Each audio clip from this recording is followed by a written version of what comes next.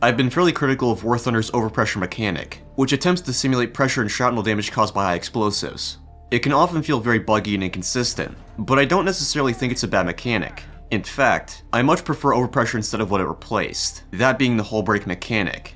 It seems there are a lot of misconceptions about how the mechanic works, or the bugs affecting it, so I thought it would take a bit of time to explain how it works, the major bugs affecting it, and why it's a much better option than hull break. Overpressure works in a surprisingly simple manner. When a module is struck by a fragment from a high explosive shell, it checks to see if that module is considered external or internal. If it's external, then it's no big deal. The module is destroyed, but the rest of the tank is fine. If the module is internal though, then things get interesting. The game is assuming that since the module is internal, that means that the high explosive round had enough power to crack, or in this case penetrate, the plate. The game then applies an aura of pressure damage, which has two radii, inner and outer. The inner ring provides maximum damage, usually killing everything in it. The outer ring, on the other hand, has damage that falls off the further out you get.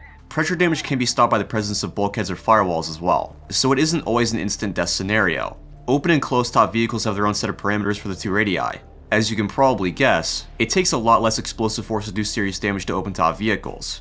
That's how things are supposed to work anyway.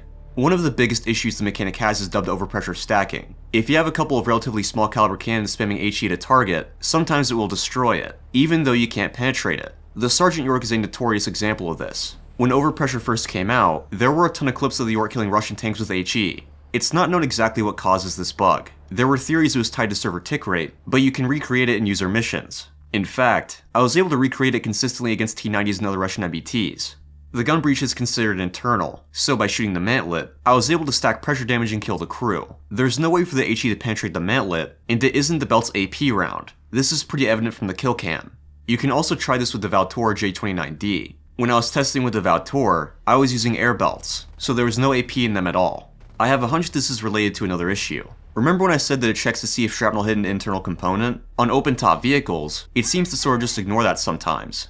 If you shoot an open-top vehicle in an area where shrapnel doesn't hit anything, not even external components, it will still kill crew members in the general area of the hit.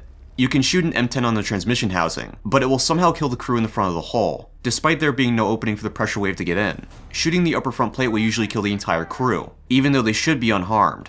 In either case, high explosive rounds seem to be ignoring armor sometimes, killing crew members with the pressure aura, even though nothing internal was hit with shrapnel. At the very least, the devs are aware this bug exists, and are working on fixing it.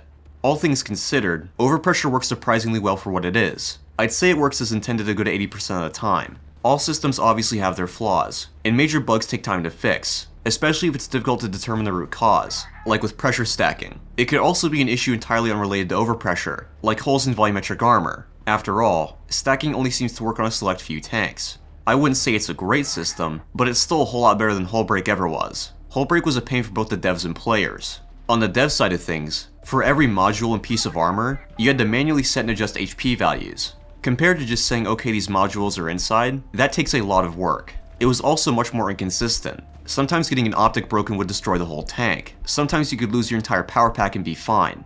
Kinetic hull break was even dumber. In reality, there's a ballistic term called Overmatch, not the same thing as War Thunder's Overmatch. It refers to when you have far too much energy for what you're hitting. A lot of people think that all of the energy around is distributed into the target. So a small car getting hit would be demolished, right? No, because that energy is being directed into a very small and precise point. It's not the same as being hit with a loaded semi.